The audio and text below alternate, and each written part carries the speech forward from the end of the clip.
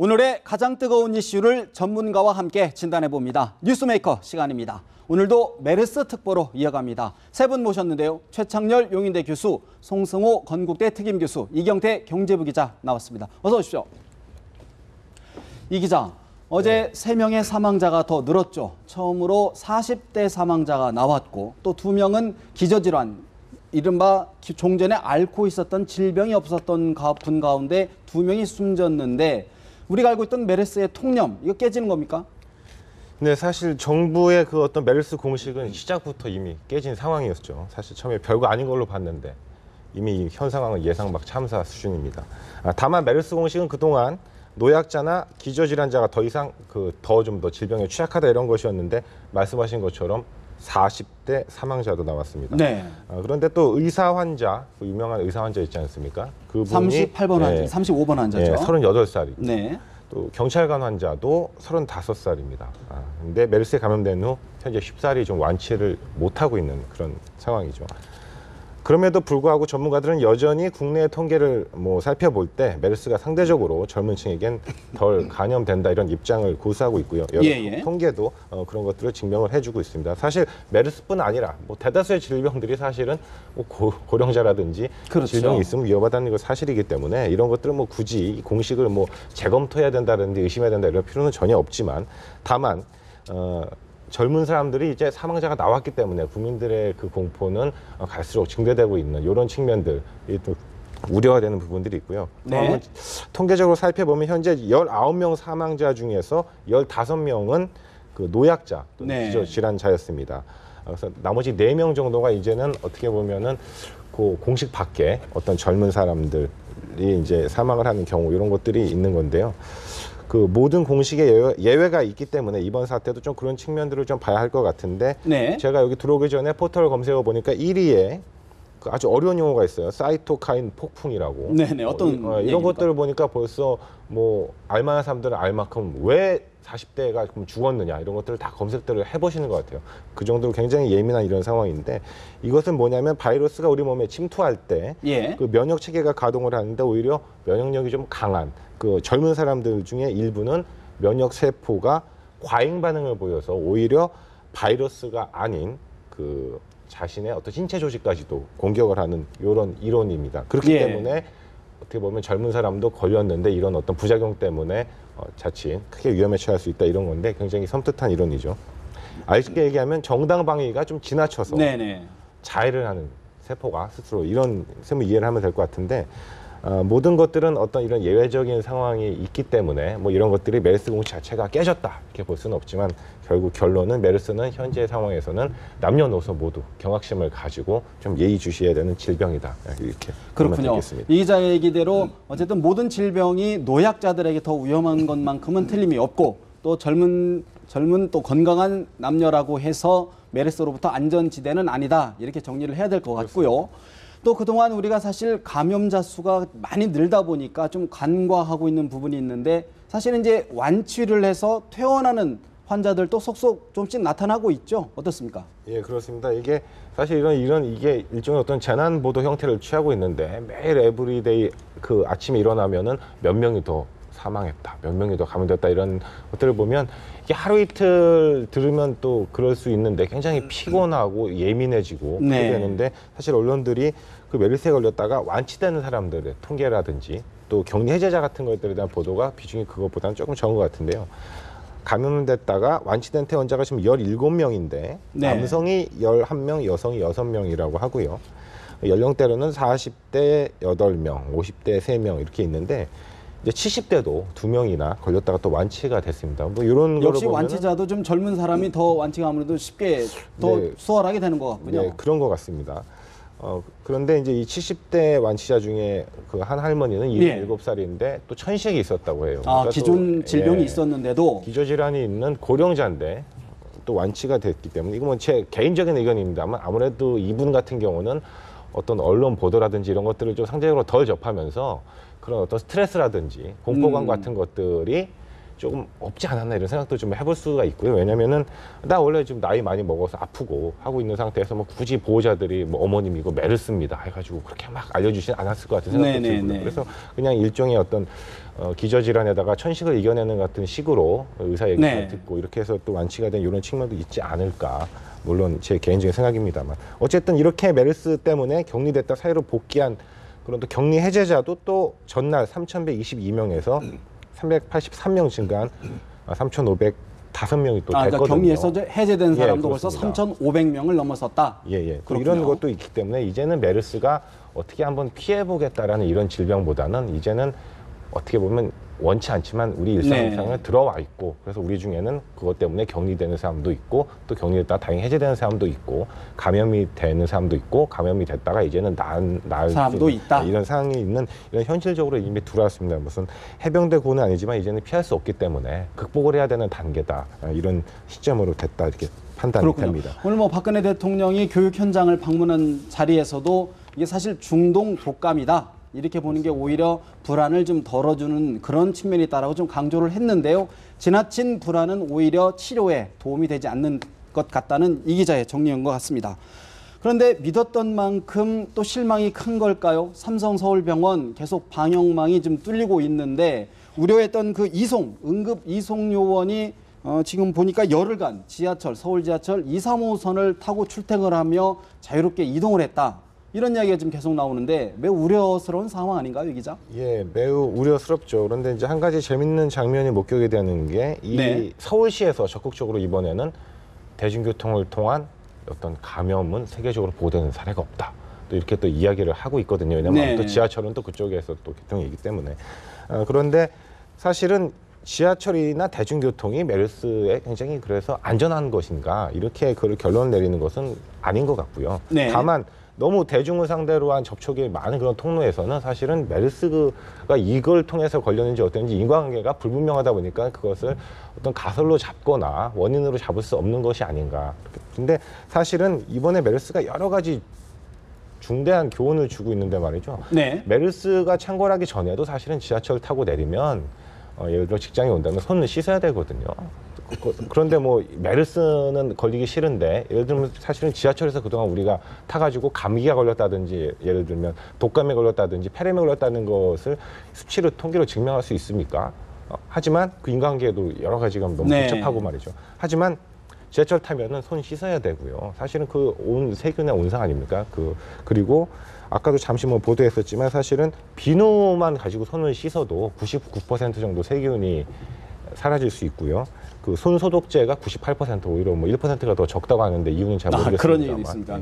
그리고 흐르는 물에만 잘 씻어도 90% 이상의 세균이 사라진다고 합니다. 그래서 이게 이제 대중교통까지 메르스가 전파됐기 때문에 나는 이제 큰일 났구나라는 공포심보다는 이제는 앞서도 말씀드렸지만 실체적인 현실을 직시하고 내가 내 몸을 스스로 방어해야 되거든요. 내가 기침이라든지 여러 가지 질환이 있으면 마스크를 착용을 해서 다른 사람들한테 피해를 주지 않아야 되고 또 만약에 불가피하게 준비를 못했는데 기침이 나온다면 이제는 이번 일을 계기로 당연히 이게 팔에다가 기침을 해야 되고요. 지하철 타면 손 씻어야 되고요. 이것이 메르스뿐 아니더라도 대중의 어떤 위생이라든지 공중이라든지 이런 의식 속에서 이번에 한번 이런 것들을 한번 대한민국이 한번 재확인시키고 재각인시키는 이런 기회가 된다면 이번 메르스 사태가 물론 열 몇 명의 또 사망자를 내고 굉장히 가슴 아픈 일이지만 국가적인 어떤 위생의 수준이라든지 그런 식의 인식이 한 단계 도약하는 그런 또 계기로 또 우리가 어쨌든 그런 계기를 삼으려면 어떤 메르스를 빨리 조기에 좀 종식을 시키고 이제 완치가 퇴치를 돼야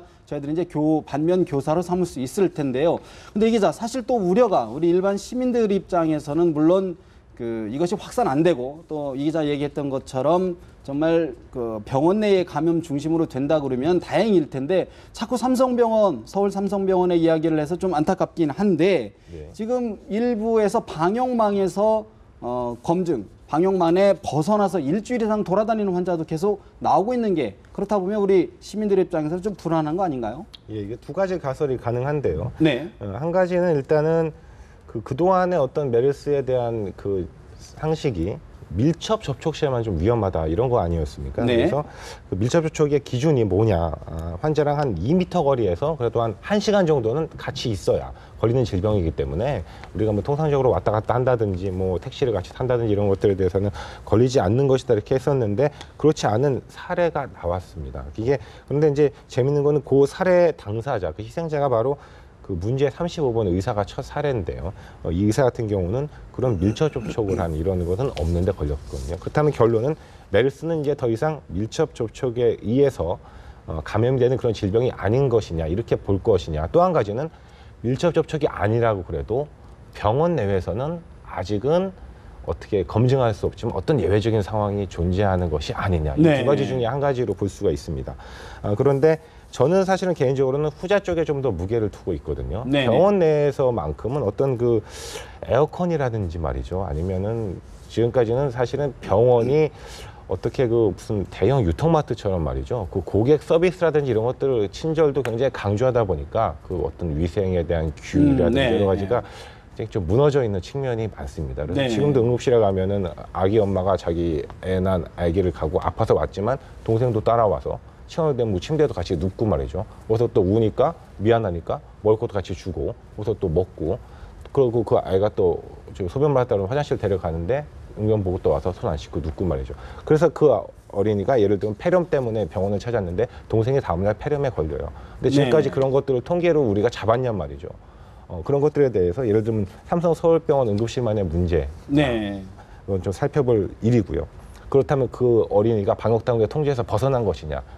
지금까지는 말이죠. 굳이 메르스뿐만이 아니라 이렇기 때문에 이제는 이 잘잘못을 삼성 서울병원이 뚫렸느냐 안 뚫렸느냐 이것은 사실은 지금 어떤 국면에서 봤을 때 다른 병원도 계속 뚫릴 것이고 네. 지금까지는 이런 식으로 많이 뚫렸던 사례가 집계가 안 된 것뿐이다 이렇게 판단이 되기 때문에 물론 우려가 되는 사태고 이렇게 국가적인 비상사태에서는 정신을 바짝 차려야 되는 것이 맞습니다. 네. 삼성 서울병원의 대처가 굉장히 늦었고 어떤 뭐 삼성 서울병원의 자존심이었던 것 같아요. 병원 폐쇄까지는 막고 싶었던 하지만 이제 두 손 두 발 다 들은 이런 상태이긴 한데 경각심을 가지고 하지만 이제는 병원 응급실이 가장 안전하지 않고 가장 병이 창궐하고 가장 위험할 수 있다는 게 메르스가 준 교훈이거든요. 네. 병원에 침입하는 사람들이 방역 당국만 믿지 말고 병원에 들어갈 때 이런 규율이라든지 보건에 대한 어떤 지식이라든지 이런 것들에 대한 것들을 잘 한번 재점검하는 이런 계기가 됐으면 합니다. 알겠습니다. 사실 메르스 환자 수가 늘어나는 거에 따라 우리 국민들이 지금 일희일비하고 있는데요. 사실 과학적, 의학적 근거에 따라서 냉철하고 또 끈질기게 대처했으면 좋겠다는 바람을 가져보게 됩니다. 사실 송 교수님, 네. 이 메르스 사태가 정치권에 미치는 영향도 지금 계속 사실 영향권에 있다고 봐도 과언이 아닌데요. 사실 오늘 새누리당 하태경 의원이 또 한 라디오와의 인터뷰에서 박원순 서울시장을 또 공격하는 말을 했습니다. 좀 입에 담기 그런데 똥볼 원순이다. 네, 네. 뭐 취지는 삼성병원 아까 얘기했던 35번 의사 환자가 1,500명과 뭐 접촉했지만 1,500명 중에 한 명도 없었다. 그러니까 똥볼 찬 거 아니냐? 뭐 이런 얘기인데 어떻게 보셨습니까? 이제 그 똥볼 원순이라고 이제 하태경 의원이 그 박원순 시장을 비판한 부분에는 그 이면에는 네. 왜 조금 전에 진행자 말씀하신 대로 왜 서울시장직에 직무에 충실하지 자꾸 정치적 행보를 하려고 하느냐? 대권 행보를 하려고 하느냐? 이제 이런 비판이 이제 밑바닥에 깔려 있어요. 깔려 있는데 그 저는 이제 이렇게 봐요. 자, 지금은 제가 볼 때는 사실 하태경 의원 지적도 맞습니다. 네. 일견 박원순 시장에 대해서 박원순 시장이 한번 그 이제 삼성병원 문제를 처음으로 제기를 함에 따라서 정부의 입장을 전체를 바꾼 부분은 긍정적인 면은 있어요. 분명히 제가 볼 때. 그러나 그 이후에 박원순 시장이 보여준 행보는 제가 볼 때는 결코 뭐 바람직한 부분은 없어요. 제가 볼 때는. 그럼에도 불구하고 지금은 여야 의원 간에 또는 뭐 정치권 간에 지금 어떤 지적을 하고 비판을 하는 것은 조금 자제하는 것이 옳지 않겠느냐. 네. 왜냐하면 지금 국민들은 지금 국가 비상사태로 불안해하고 있습니다. 예, 얼마나 불안해합니까? 지금 이런 과정인데 자칫하면 저 부분이 정치적 정쟁으로 국민에게 비춰지면 국민들에게 실망감을 줄 수 있다. 그래서 지금은 여야 간에 야야 간에 어쨌든 정쟁을 중단하고 네. 이 메르스 사태를 극복하는 데 있어서 전부 총력 매진해야 된다. 그런 생각을 가지고 있습니다. 사실 최 교수님. 네. 그런데 사실 반대일까요? 또 박원순 서울시장의 지지율은 또 여권에서 사실은 공격하면 공격할수록 박원순 시장의 지지율은 좀 올라가는 거 아닙니까? 글쎄요, 지금 메르스 문제를 지금 뭐 제가 말씀드리기가 좀 적절하지는 않은 것 같긴 해요. 예. 뭐 전문가도 아니고. 그런데 뭐 정치권과 관련해서 국한해서 말씀을 드리면 하태경 의원의 그런 발언은 무조건 부적절합니다. 지금 박원순 시장의 그 6월 4일 날 이른바 그 심야의 기자회견을 가지고 그 이후에 여권이 대단히 민감하게 반응한 것만 분명해요. 예. 물론 이제 뭐 아까 우리 송 교수님 말씀처럼 박원순 시장이 그 이후에 행태가 잘했니 못했니 그거는 뭐 보는 사람에 따라 다르겠죠. 근데 어쨌든 제가 보기엔 그렇게 비판받을 그런 행동을 한 것 같지는 않아 보여요. 어쨌든. 네. 하태경 의원의 발언의 요지는 뭐 쓸데없이 그 과잉되게 반응함으로써 이렇게 결과적으로 한 명도 확진 환자도 없었는데 네. 왜 그렇게 호들갑 떠느냐가 요지잖아요. 그렇습니다. 그 속에는 박원순 시장에 대한 견제가 좀 작용했다고 봐요. 결과적으로. 하나의 가정이긴 합니다만 박 시장이 만약에 여당 소속이거나 대선 주자급의 인사가 아니었다면 과연 그랬을까라는 가정은 충분히 우리가 해볼 수 있는 거 아니겠어요? 그런 부분에 대해서 그리고 박 시장이 그날 기자회견을 하면서 여권을 비판했으면 왜 이렇게 대응을 못하냐고 비판했으면 거기에 대해서 반응을 할 수 있지만 그런 얘기는 안 했잖아요. 어쨌든 간에. 네. 삼성병원에 관련된 거 지적할 수 있는 거잖아요. 왜 이렇게 삼성이랑 아무 지적을 못합니까? 그것도 잘못된 거죠. 그런데 거기에 대해서 그렇게 뭐 지금 말하는 똥벌 원순이 이게 무슨 뭐 최근에 그 여야 막론하고 막말 파동이 많잖아요. 그렇죠. 새정치연합도 네. 누굽니까? 김경엽 사무부총장이 세작 발언 얘기죠. 비노의 세작, 새누리당의 세작이다. 이거 도저히 받아들일 수 없는 발언이거든요.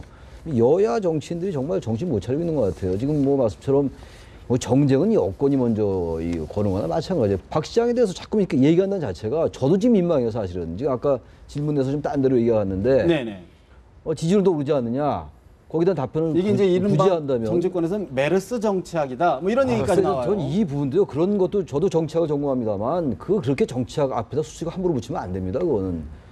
메르스 전국이란 말도 하면 안 돼요. 다른 때 할 수 있어요. 근데 이 부분 좀 아까 언론 얘기 잠깐 하셨습니다만 옆에 우리 기자님께서 저는 그렇게 언론도 보도를 좀 자제해야 될 것 같아요. 네. 용어라는 게 얼마나 사람들한테 많은 그 이미지를 줍니까? 근데 메르스 전국, 메르스 정치학, 그건 정치학을 욕보이는 거죠. 저는 그거는 잘못된 표현이라고 보는데 아무튼 간에 왜 그 지지율이 올라가겠어요? 박원순 시장이 별로 지지율이 올라갈 하는 이유가 없잖아요. 지금 논거가. 굳이 따져서 찾아본다면 어쨌든 정부가 초동대응에 실패하고 경례 실패했다는 것을 정부도 인정했는데 거기에 비해서 오히려 더 지방정부의 장으로서 더 선제적으로 잘 대응했다라는 여론이 분명히 존재하는 것 같아요. 그러니까 오르는 거 아니겠습니까? 네. 그렇기 때문에 너무 그 지방자치단체와 중앙정부와의 어떤 뭐 갈등을 이렇게 보질 말고 정파가 다르다 하더라도 말이죠.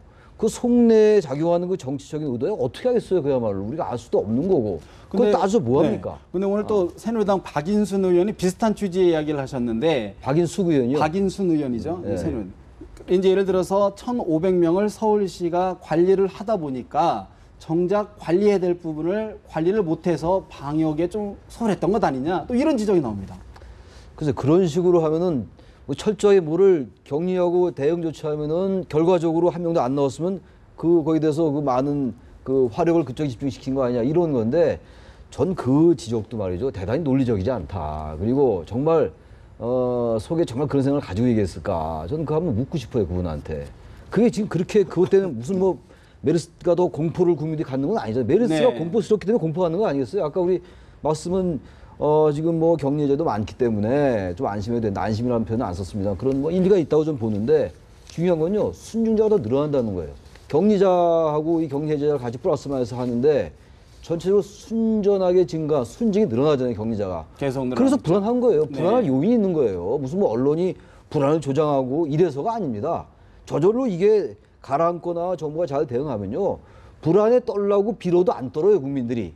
그러니까 그런 건요. 논리적이지 못하고 네. 이론적이지 못한 것 같아요. 제가 보기엔. 이제 제가 지금 박원순 시장의 지지율 고공행진 네네. 그걸 이제 여론조사 결과만 가지고 분석을 해보면 예를 들어서 보수적인 성향을 가지고 있는 그 응답자들이 박원순 시장에게 지지가 옮겨간 그런 상황은 보이지 않아요. 뭐냐면은 도리어 저 이제 그 그래프도 네, 지금 나옵니다만 지지율이 나오고 네. 있죠. 문재인 대표가 지지율이 계속 좀 좀 떨어지고 있어요. 네, 근데 네, 분석을 네. 해보면 문재인 대표의 지지가 떨어진 지지가 어디로 가고 있냐? 그 부분이 박원순 시장에게로 옮겨가고 있는 측면이 그러니까 강해요. 지금 확인해 보면은 19.9% 박원순 그렇죠, 서울시장이 그렇죠. 1등이고 네. 김무성 대표가 2등, 네. 그다음에 문재인 대표가 3등인데 그렇죠. 오히려 문재인 대표하고 같이 올라야 되는데 같이 올라야 지지율이 되는데 묘하게 떨어지고 올라간다. 그러니까 문재인 대표가 빠지는 지지율이 박원순 시장에게로 이제 옮겨가요. 분석을 해보면 이것이 무슨 얘기냐 하면은 보수적인 색채의 유권자들이 박원순 시장의 지지로 돌아선 게 아니고 당초에 진보적 성향의 유권자들 중에서 네. 그 박원순 문재인 대표에게서 이탈한 지지도가 표가. 박원순 시장으로 간다고 보는 것이 맞습니다. 여론조사상으로는. 근데 큰 차이 뭐 고공으로 올라가지 않기 때문에 진보 보수의 표들이 움직인 건 아직은 아니다. 이제 여론조사상으로는 그렇습니다. 분석해 보면. 네. 그리고 박원순 시장이 그 기자회견 하고 난 이후에 제가 좀 부적절한 행위가 있었다는 부분은 무슨 네. 뜻이냐 하면은 자, 처음에 긍정적 효과가 있었는데 그 뒤에 박원순 시장의 행정을 하는 걸 보면은 일관성이 없어요. 제가 볼 때는. 첫째는 뭐냐면 가장 간단한 게 1,500명의 환자들을 본인이 뭐라고 했습니까? 모든 행정을 동원해가 1대1 관리를 하겠다 했어요. 그거 사실 불가능한 얘기예요. 그리고 확인해 보니까 1대1 관리가 안 되잖아요. 서울시 공무원으로부터 전화 온 사람 그렇게 많지 않았잖아요.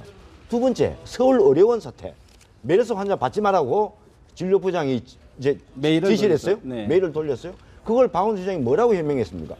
병원의 공식 입장이 아니라고 그랬어요. 개인의 입장이다. 아니 진료부장의 의견이 병원의 공식 입장이 아니면 누구 입장이 공식 입장입니까? 그리고 그 서울의료원 진료부장만 직위 해제시키고 끝냈어요. 이런 부분들이 그리고 또 일선 서울시내 보건소하고 서울시하고 서로 말이 왔다 갔다 하고 서울시 지시가 보건소에 내려가지 않았어요. 이런 부분에 대해서 박원순 시장께서 메르스 대책 본부장이 되겠다고까지 공언을 했는데 왜 서울시의 산하 일선 조직들은 일목요연하게 일사불란하게 움직이지 않았느냐. 네. 이런 부분에 대해서 박원순 시장의 행정의 장악력을 지적하는 거죠. 그런 부분도 좀 따져봐야 된다. 그런데 사실 또 지금 신생의료단체에서 이름이 네, 보니까 네. 의료혁신투쟁위원회라는 데서 그렇죠. 박원순 서울시장에 고소 수사 의뢰를 했습니다. 네. 수사를 했는데 이 단체가 보니까 출범 전에 이미 수사 의뢰를 해서 이게 무슨 어떤 정치적 목적이나 배경이 있는 것 아니냐 이런 의심을 받고 있는데 그렇죠. 그런 의심을 받고 있죠. 지금 받고 네네네. 있는데 그쪽 단체 그 해명으로는 네. 우리가 공식적인 어떤 조직을 발족한 거는 그 이후지만은 그 전부터 활동을 하고 있었다. 뭐 이런 취지의 해명을 했어야 했는데 이제 그 고발을 한 부분은 예. 박원순 시장께서 이제 첫 기자회견을 할 때 삼성병원 의사분 그분이 그 당시에 정상이 있었는데도 불구하고 의사인데도 자제를 했어야 되는데 각종 재건축 조합에도 참여하고 이래가지고 1,500여 명이 여명을 위험에 노출했다. 네. 이제 이 부분이고 삼성병원 의사 그 당사자는 그 당시는 내가 감염 증세가 전혀 없었다. 이제 이런 주장이 엇갈리는 네네네. 그 부분에 대해서 이제 고발을 한 거 이제 네네. 명예훼손인데 사실 이제 뭐 명예훼손은 뭐 누구든지 고발 당하고 뭐 할 수는 있어요. 고발할 수도 있고 있는데 이 부분에 대해서 지금 네. 이 제가 이제 부탁드리는 건 누가 옳고 뭐 그러고는 법에 의해서 판결이 나겠죠. 나는데 지금 서울시장을 고발한 그 행태가 과연 옳았느냐 네. 하는 부분도 지적을 받아 마땅하고 또 박원순 시장도 그 삼성병원 의사분에 대해서 한 그 행위는 제가 볼 충분히 때는 확인하지 못한 또 타당하지 못했어요. 네. 첫째 그 의사분에 대해서 일정도 제대로 확인도 안 됐고 그다음 의사분에 대해서 확인 절차도 안 거쳤고 많이 다르잖아요. 그러니까 그 의사분은 막 이제 화가 났을 거고 명예훼손 당했으니까 그래서 혹시 병이 더 급속히 왔지 않았느냐 하는 의견도 있단 말이죠. 네. 근데 그 부분에 대해서 박원순 시장께서 사과를 진심 어린 사과를 제대로 하지 않았어요. 그냥 뭐 얼른 좀 두리뭉실하게 넘어간 측면이 많아요. 그래서 그런 부분에 대해서 네네. 박원순 시장도 아쉬운 부분이 있다. 한번 짚어봐야 됐다. 근데 아까 저기 그 문재인 대표의 지지가 옮겨왔다. 그제 그 통계상에서 그런 부분이 있어 보여요. 네. 근데 옮겨온 것조차도 어쨌든 박원순 시장에 대한 행동에 대해서 긍정적 평가를 하는 거거든요. 그 지지층 내에서 말이죠. 그래서 그 부분을 어떻게든 자꾸 폄하하려는 그런 건 전 어쨌든 보기 좋지 않아요. 네. 전 뭐 지금 우리 말씀하신 중에 상당 부분 제가 공감을 합니다. 예를 들어서 서울의료원에 아주 잘못된 거였죠. 그 부분은 뭐 문책해야 되는 거죠. 그런데 그 부분에 대한 문책이 약해 보이긴 해요. 그러다 보니까 또 이제 그 박원 시장의 행태에 대해서 비판을 하는 거, 저는 뭐 일리가 있다고 보고, 또 하나 문제는 현재 어쨌든 박 시장의 그 기자회견에서 모든 게 촉발됐지 않습니까? 지금 네. 여러 가지 제가 볼 때 아주 그 소모적이고 정치적이고 그리고 아주 정쟁적인 그러한 비판이라고도 봅니다. 전 전혀 도움이 되지 않는 지적이라고 보는데, 물론 제 개인적인 생각이긴 합니다만,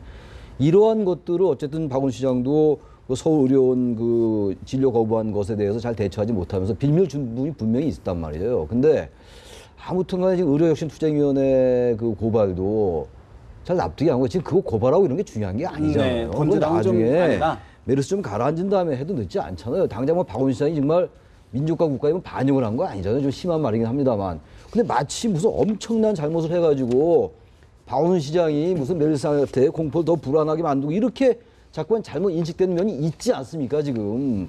저는 일부 여권이 지적한 부분에 상당 부분 일리가 있는 부분이 있다라고 저는 인정을 합니다만, 네. 지금 그런 여러 가지 박원 시장에 대한 건 좀 과도해요. 네네. 그러니까 박 시장 자꾸 지지도 올라가죠. 그러니 할 때마다 올라가는 겁니다.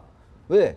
정부가 잘 대응하고 지금 모든 이 메르스 사태가 진정되면은 박 시장이 정말 과잉 대응했구나라고 네. 지지율이 빠질 텐데, 이게 지금 잘 진정이 안 되니까 이런 네. 게 자꾸만 공격을 하고 하태경 의원의 이른바 그런 이상한 발언 나오고 이러면요, 박인수 의원 그런 분들 아까 그런 지적하면 할수록 박 시장보다 잘한 건 뭐 있는데 라는 반문이 나올 수밖에 네, 없어요. 네. 그래서 이런 더 이상 이제 그런 행태 일일이 언제 그렇게 일일이 지적을 했습니까? 그런 것들에 대해서 한도 없어. 지금 메르스 사태에 대처하는 그런 정부 관리들의 이런 걸 지적하지만 그거 다 지적 같이 안 하잖아요.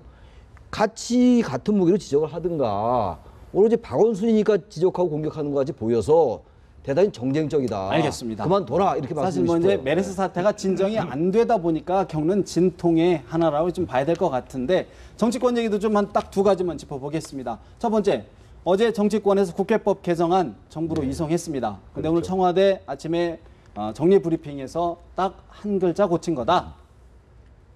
거부권을 행사하겠다는 뜻을 강하게 비친 건데, 송 교수님 어떻게 평가하고 계십니까? 이런 거죠. 그 시청자들의 이해를 돕기 위해서 국회법 개정안의 문구가 네. 그 국회 소관 상임위가 시행령 등에 대해서 수정 변경을 요구한다로 돼 있었는데, 그 요구란 단어를 요청으로 이제 바꾼 거죠. 네. 그 청와대 입장은 그건 같아요.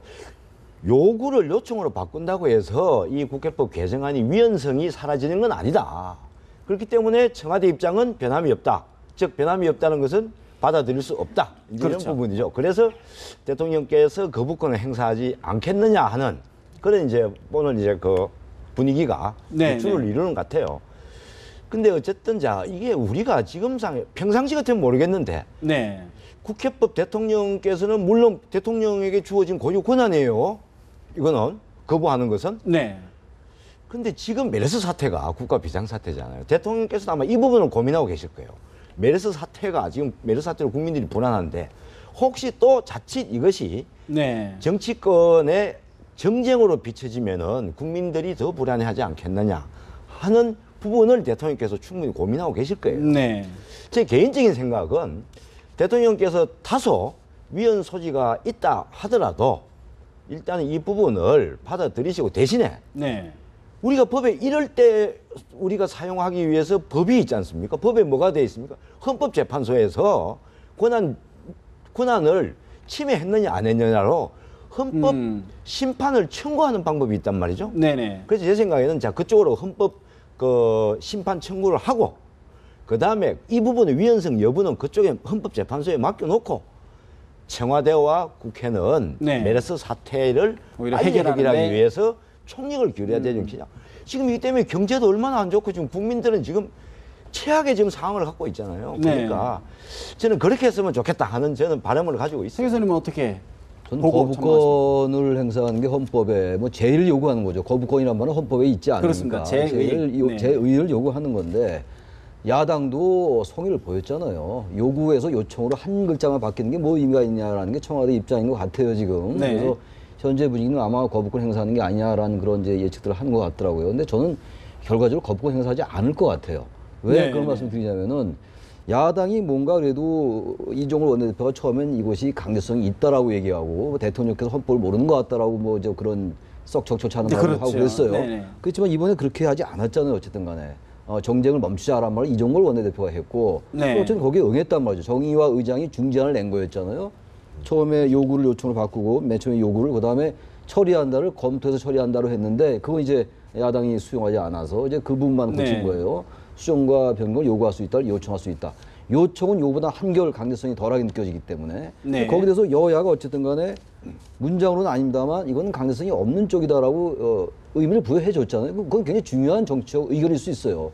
국회에서 어떤 의결을 한 건 아니지만 그래서 야당이 뭔가 분명히 그 성의를 보였고 그리고 국회의장도 뭔가 중재안을 국회 수장이 냈고 말이죠. 네. 여당도 그 노래를 하고 있고 또 그 전에 이 법은 211명의 여야 합의로 통과된 법이었어요 원래. 그럼에도 불구하고 대통령의 말씀 한마디에 국회가 움직였잖아요. 그러면 어쨌든 청와대가 거부권 행사하지 않을 수 있는 명분을 국회가 준 거라고 저는 봅니다. 네. 그럼 여당과 야당과 청와대가 각각 윈윈해야 될 거 아니겠습니까? 근데 만약에 청와대가 만약에 거부권 행사한다면 여야 관계는 뭐 볼 것도 없이 냉각될 수밖에 없고 유승민 원내대표의 입장은 완전 입지는 이제 더 이상 존재할 수 없는 거고 네. 유승민 원내대표나 김무성 대표의 여권 내에서의 그 입지는 전혀 고려하지 않는 것일 수밖에 없어요. 정치공학적으로 볼 때.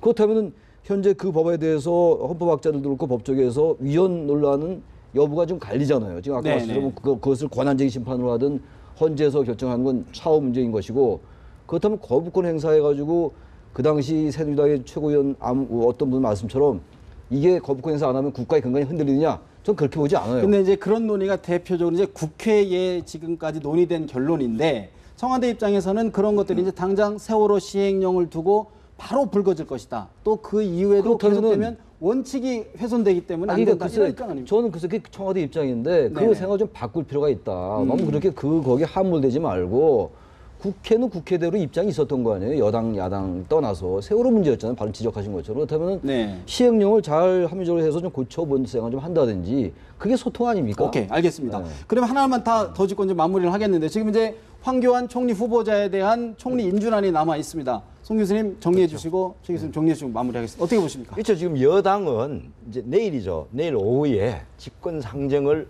하는 방안을 검토하겠다. 이제 어쨌든 여야 합의로 해서 본회의에 상정을 해야 되는데 여야 합의가 안 될 거니까 국회의장을 통해서 국회의장의 집권 상정을 하도록 요청하겠다. 그래서 내일 오후에 본회의를 열어서 통과시키겠다. 이제 이런 이제 네네. 생각을 가지고 있는데 야당은 지금까지 강경해요. 강경한데 지난번에 이완구 총리 인준 때는 여당은 표결에는 참여했습니다. 본회의에. 야당이 표결에 참여하되 이제 그 부표를 반대표를 대부분 했죠. 던졌죠. 네. 근데 이번에는 야당이 본회의 참여할 건지 본회의 참여 자체를 보이콧할 건지 아직까지 결정이 안 된 것 같아요. 아마 오늘이나 내일 오전 중에 의원총회에서 하겠죠. 그러나 어쨌든 간에 제가 볼 때는 이제 더 이상 총리 논쟁은 좀 그만됐으면 좋겠어요. 저는. 박근혜 정부 출범하고부터 지금까지 계속 총리 논쟁이 얼마나 많이 이뤄왔습니까? 그리고 국민들이 지금 굉장히 불안하잖아요. 그래서 여야가 좀 대승적인 차원에서 정치가 국민을 위해서 있잖아요. 네. 그러니까 이번에 다소 황교안 총리가 부적절하다고 야당에서 생각을 하더라도 국가 전체를 생각해서 좀 표결에 참여해서 네. 부표를 던지든지 찬성을 던지든지 그거는 그때 의원 개개인에 맡겨줬으면 좋겠다. 저는 그런 생각입니다. 최 교수님. 어차피 야당도 이번에 황교안 총리 후보자의 경우는 총례 때 뭐 이렇게 이른바 한 방도 터뜨리지도 못했고 네. 그렇다면은 지금 일종의 기싸움이에요. 지금 뭐 황교안 총리 후보자에 대해서는 통과될 거라고도 인식을 하는 것 같아요. 네, 네, 그래서 네. 표결에 참석해서 부표 던지든지 이렇게 하는 게 낫습니다. 지금 이 총리 후보자 문제 가지고 어차피 부결시킬 능력도 없잖아요. 야당이 지금. 그렇다면 그게 나아요. 자꾸만 그 정치적인 가능하다 몰라도 부결시키는 게 가능하지 않잖아요. 현재. 그러면 차라리 표결을 참여해서 반대표 던지기 낫습니다. 개인 또 퇴장하고 참여 안 하고 이런 건 썩 뭐 바람직하지 않는 것 같아요. 알겠습니다. 오늘 대담 여기서 줄이겠습니다. 세 분 말씀 고맙습니다.